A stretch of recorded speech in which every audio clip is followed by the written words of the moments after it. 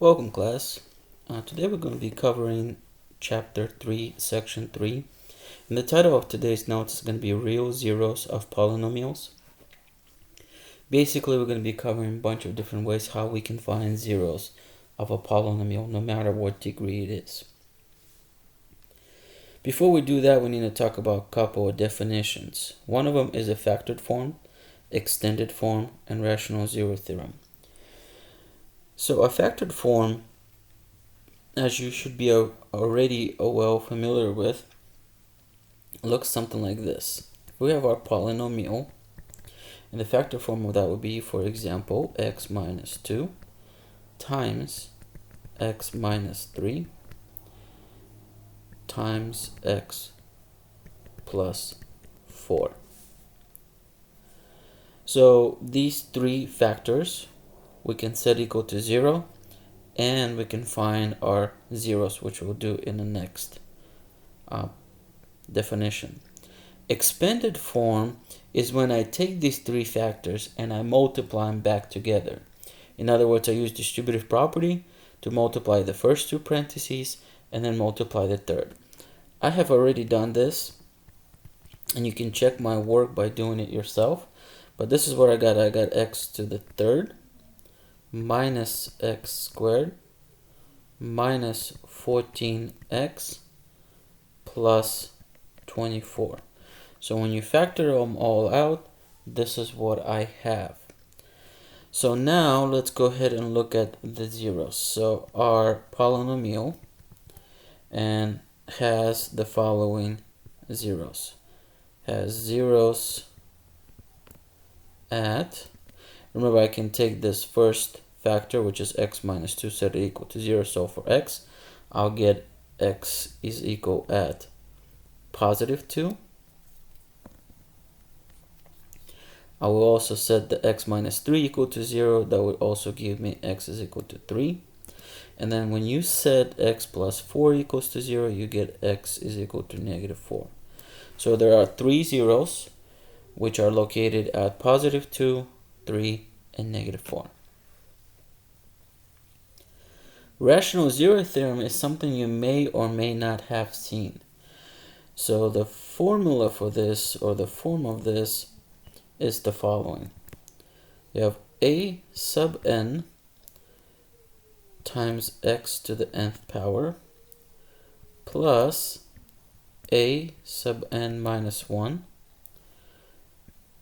x to the n minus 1 plus dot dot dot, meaning that it could go on forever, plus a sub 1 is equal to the x power, or to the first power, plus a sub 0. So let's break this up a little bit. The a sub n's, or the a sub anything, in this case a sub n minus 1, or a sub 1's, or a sub 0's, these are all your coefficients, the things that are in front of the variable, except the last one, a sub 0. There's not going to be a variable there, that's a constant. But again, these are all numbers. The x to the nth power, those are your variables raised to the different degree. So here's an example. And again, I'm going to try to give you some kind of example. So here's an example. I'm going to just write example. And again, I'm not going to write, obviously I'm not going to write forever. I'm just going to give you a specific example. So for example, negative 2x to the 4th plus 3x to the 3rd minus x squared plus 7x minus 24. So to break this up a little bit, these are your constants. This would be like your a sub n. This would be your a sub n minus 1. Then this would be your a sub n minus 2. Remember, there's an imaginary 1 here. So that's still your coefficient here. Then you have 7 That's going to be your a sub 1, and then your constant will be the 24. So notice I tried to highlight them green with the green. So your variables will be like x to the fourth, which would be x to the nth, and then the next one will be x and minus 1. Well, 4 minus 1 is x to the third, then it will be minus 2, which means x to the second, until you get to the x value, and then your constant obviously does not have a variable. This is just an example of that theorem. It's saying that when you have a polynomial of that sort, you're going to have the highest degree, and then you go down 1 each time.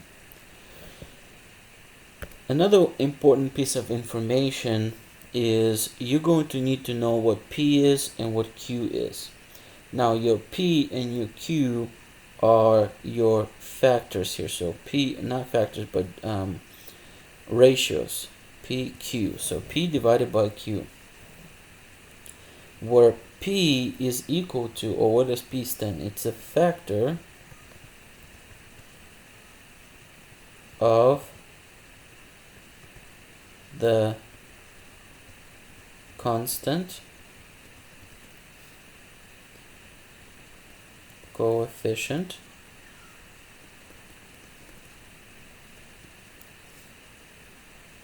a sub 0. So it's this guy here, or in our example that I gave you, it will be negative 24. Now remember, it's the factors, or the factors. So what are the factors of 24? Well, that's 1 and 24, 2 and 12, and so on. You got 3 times 8, 6 times 4. So again, there's a lot of factors for number 24. So every possible factor is your value here. So that's your P. Your Q is going to be the factor or factors of the leading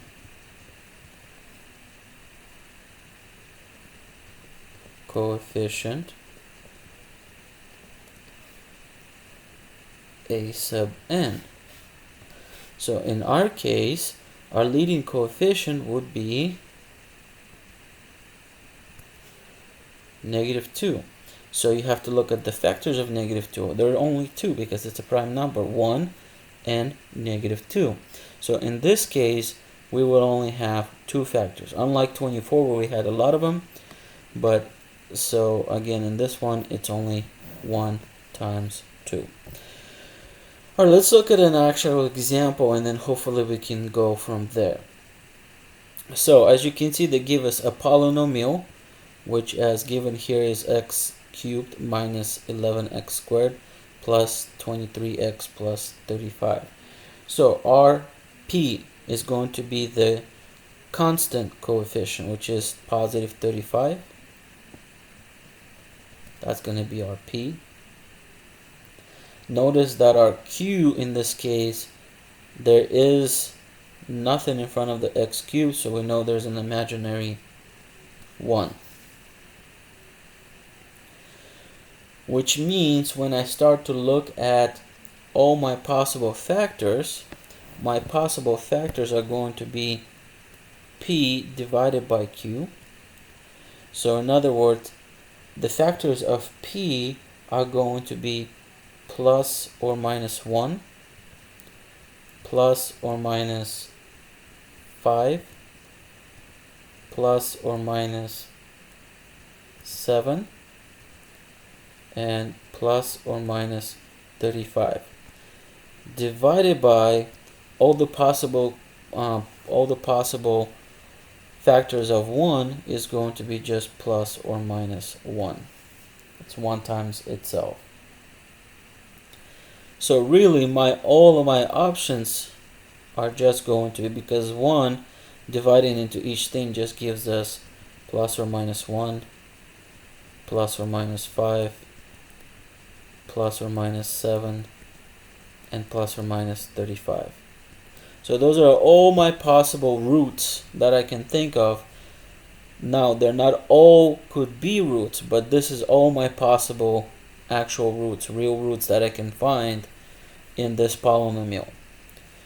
If it's not one of these numbers, then it's not a real root. It'll be probably like something imaginary.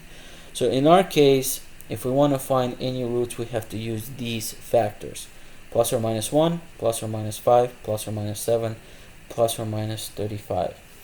My recommendation, always start with an easier ones, like 1, plus or minus 1, plus or minus 5. Don't start with complicated things. How are these factors important to us?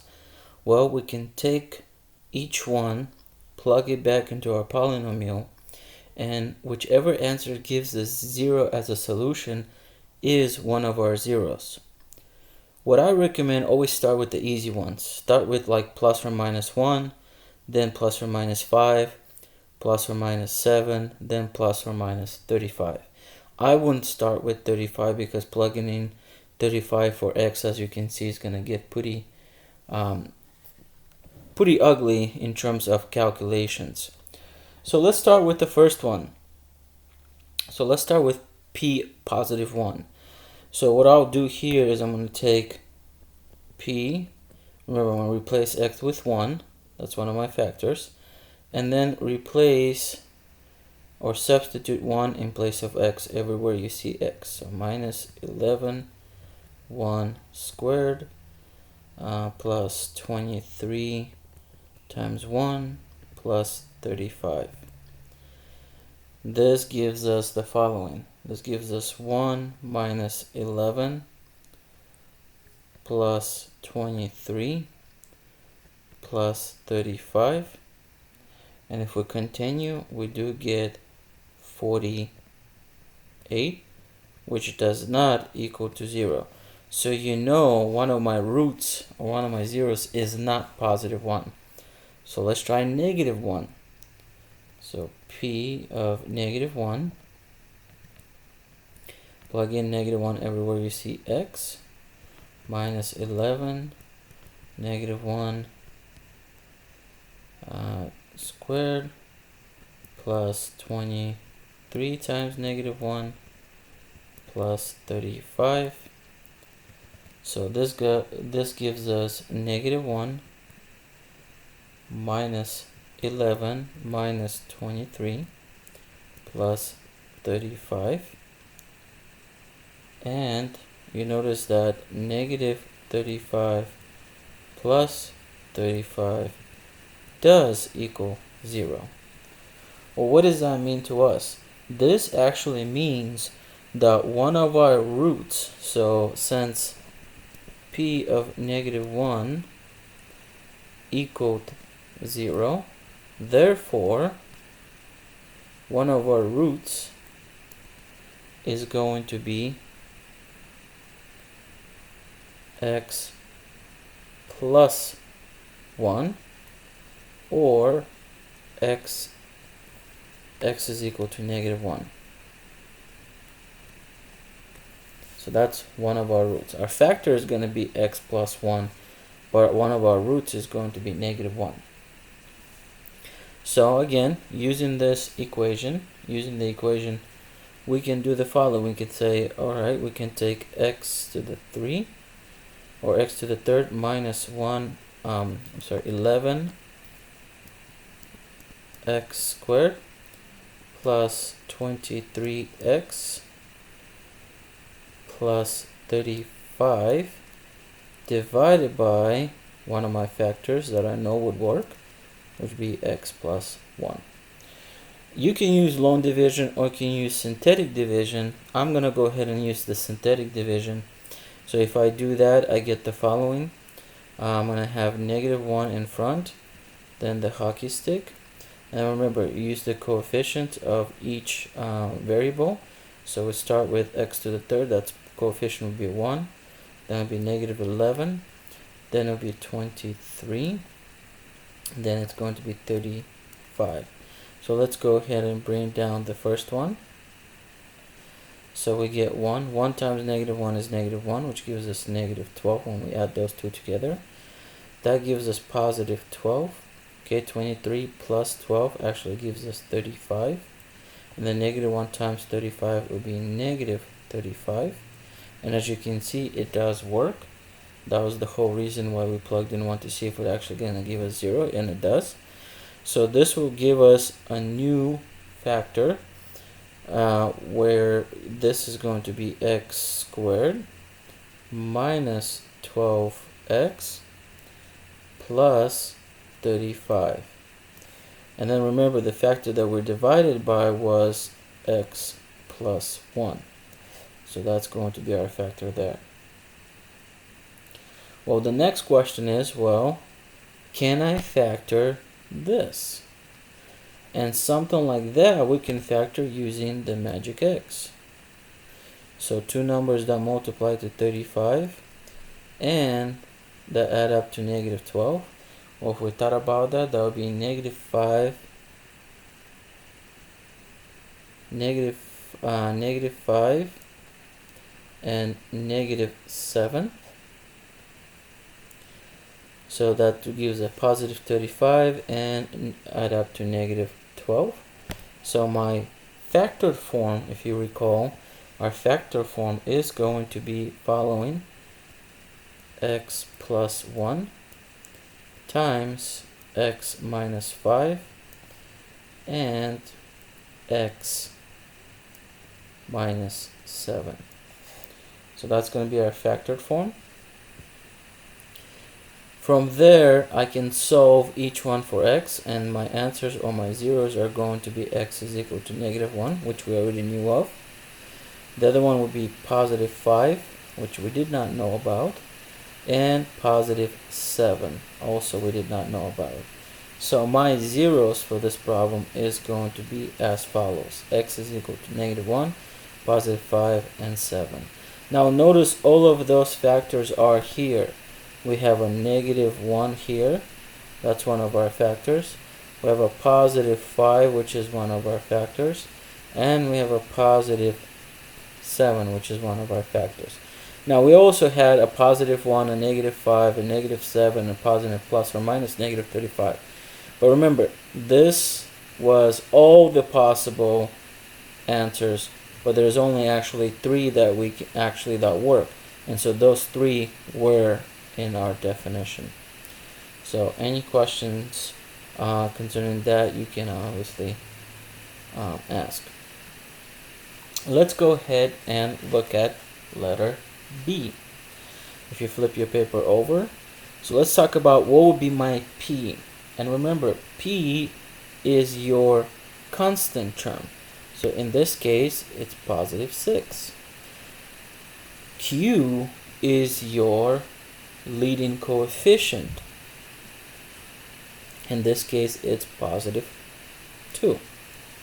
So what does that give us? That gives us P divided by Q. So all the factors of 6 are going to be plus or minus 1, plus or minus 2, plus or minus 3, and plus or minus 6. Ignore the sounds in the background. Let's continue.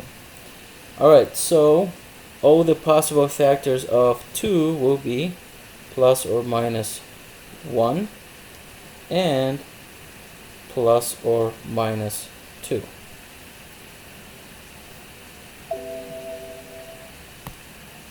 Give me a minute, I have to charge my laptop.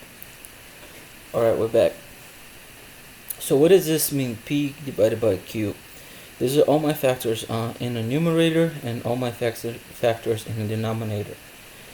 I have to look at all the possible solutions that I can actually come up with. So one of the things that I can do, let's do this. All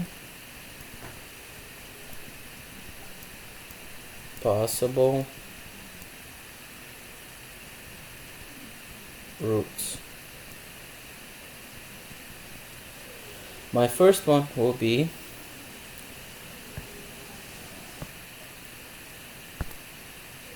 negative, positive 1, and positive and negative 1. So this is my combination of the first two.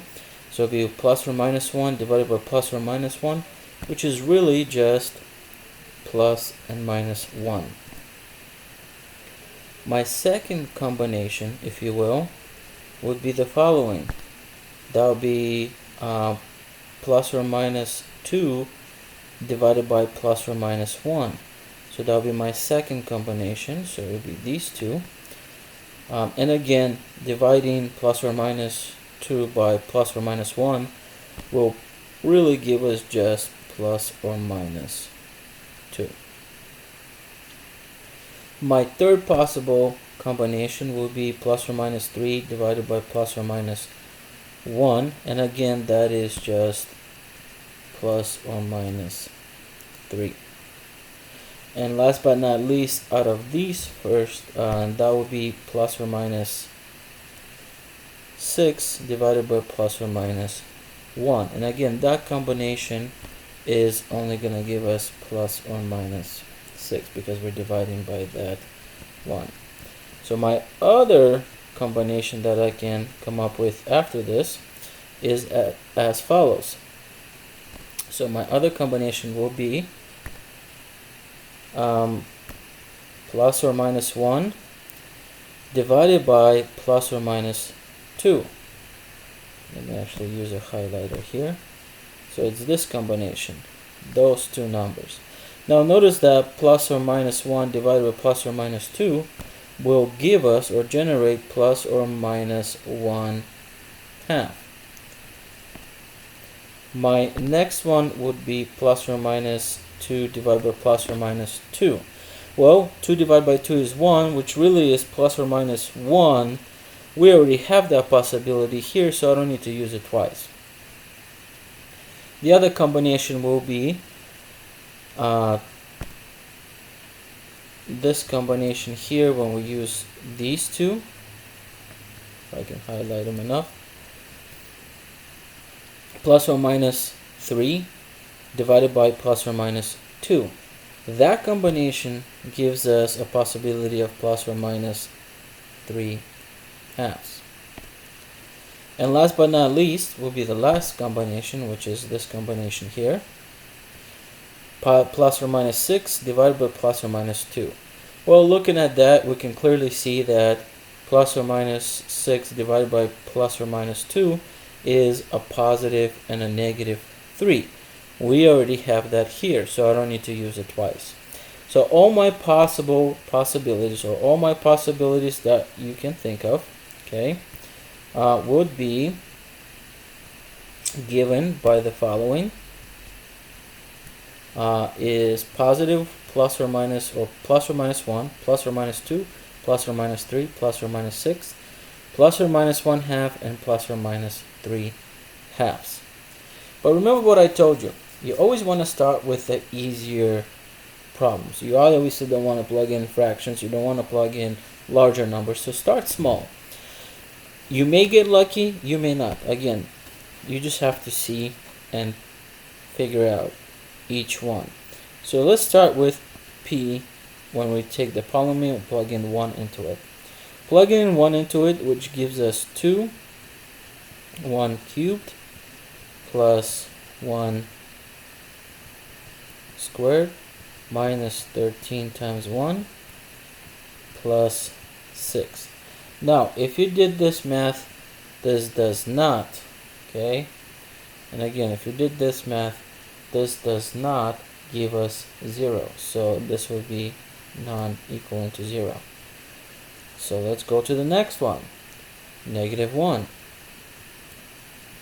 Let's see if that one works. So that would be 2 times negative 1 cubed plus negative 1 squared minus 13 times negative 1 plus 6. And again, if you did the math, you do not get equaling to 0. So go to the next one, P of 2, and see if that works. So we'll take 2 times 2 cubed plus 2 squared minus 13 times 2 plus 6. And if you do this one, you actually end up getting 0 as your answer. So what does that tell us? This tells us that x, since it's positive 2 minus 2, is one of our factors, and x equals to 2 is a root, okay, or one of our zeros. So now we're gonna go ahead and figure out what is actually our factors. So the first thing I'm going to do is I'm gonna use one of my factors to figure out how to solve that. I'm gonna use synthetic division, so I'm gonna use this 2 on the outside, then the hockey stick, and then we're gonna use the coefficients. So that would be 2, positive 1, negative 13, 6. So go ahead and bring down the 2 and start multiplying and adding the numbers. So that gives us a 2. 2 times 2 is a 4. 4 plus 1 is 5. 2 times 5 is 10. Negative 13 plus 10 will give us negative 3. And 2 times negative 3 will be negative 6. And that gives us 0. So my first factor is going to be x minus 2. My second factor is going to be 2x squared plus 5x minus 3. Now you can use your magic X, you can use a factor by grouping, but when you do that, I'm going to skip that step. This will factor to two things. You're going to have x minus 2. And then the other one is going to be x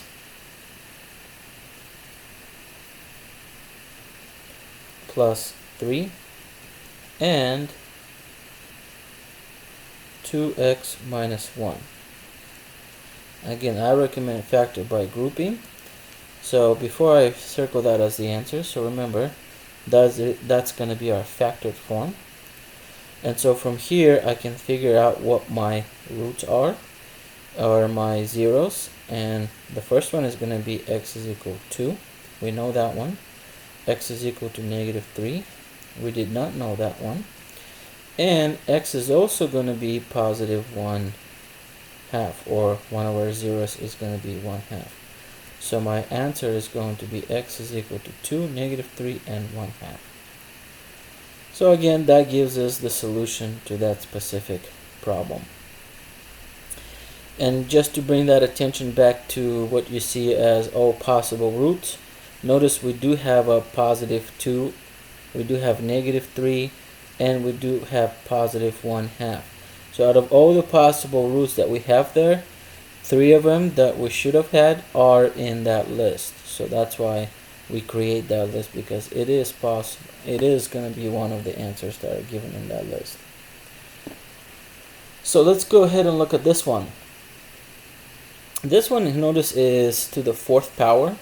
So this is going to create a little problem for us. We're going to have to do this twice because it's going to create a minor problem for us. So we need to make sure we do this process twice to actually get 4 roots. But let's start with our p. Notice p is going to be our a sub 0, or a constant, which in this case is 10. Now the leading coefficient here is going to be 1. So that makes it easier for us, which means my p and q, or p divided by q, all my possible solutions are going to be plus or minus 1.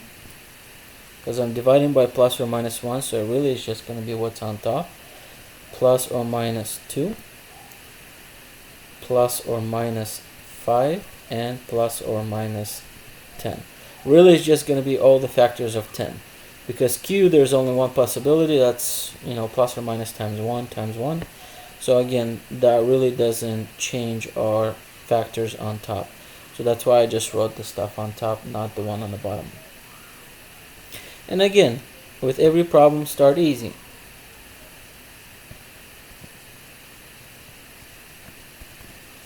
Pick the easiest one.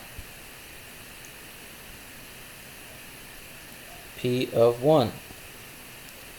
And then go ahead and start plugging in those things. So 1 to the 4th minus 5 times 1 to the cube minus 5 times 1 squared plus 23 times 1 and plus 10. Well, you would know that it does not equal to 0. Try P of negative 1. So again, negative 1 to the 4th power minus 5 times negative 1 cubed minus 5 times negative 1 squared plus 23 times negative 1 plus 10 also does not give us 0. So let's try P of 2.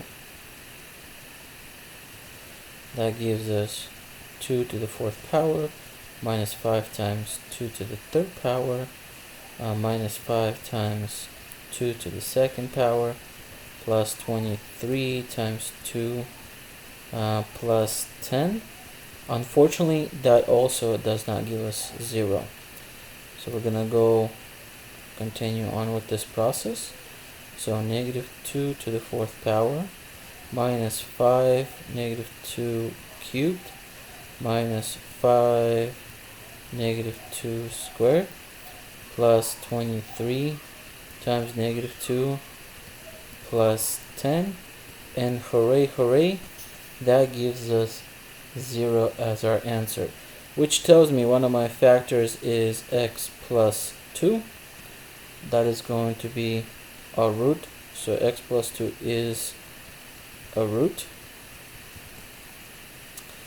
Now we know that x is equal to, one of our answers is x is equal to negative 2. Okay, that's one of our zeros. So using synthetic division, I can use that to my advantage. I'm going to put negative 2 in front. And then I'm going to go ahead and divide negative 2 or x plus 2 into x to the 4th. So remember, using the coefficients, we get 1, negative 5, negative 5, 23, and 10. So bring down the 1, and we get negative 2 times 1 is negative 2. Negative 5 plus negative 2 is going to be negative 7. Negative 2 times negative 7 will be 14. 14 plus negative 5 is 9. That gives us negative 2 times 9, it will be negative 18. And so that gives us positive 5. And negative 2 times 5 is negative 10, which gives us 0. So one of my factors, okay, as you can see now, is going to be x plus 2 times, well, the next one is going to be x to the, not 4th, but 3rd. Remember, we go down 1 degree, minus 7x squared plus 9x plus 5.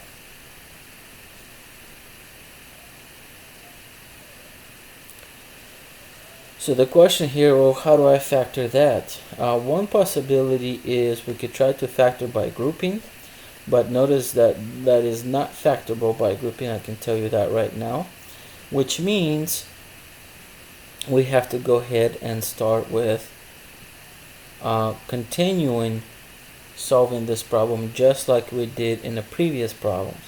So we're going to continue plugging in other possible roots. So remember, we already tried 1, negative 1, 2, and negative 2.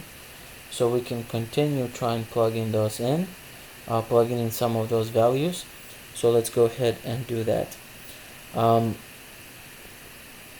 But we already know that x plus 2 is one of our factors.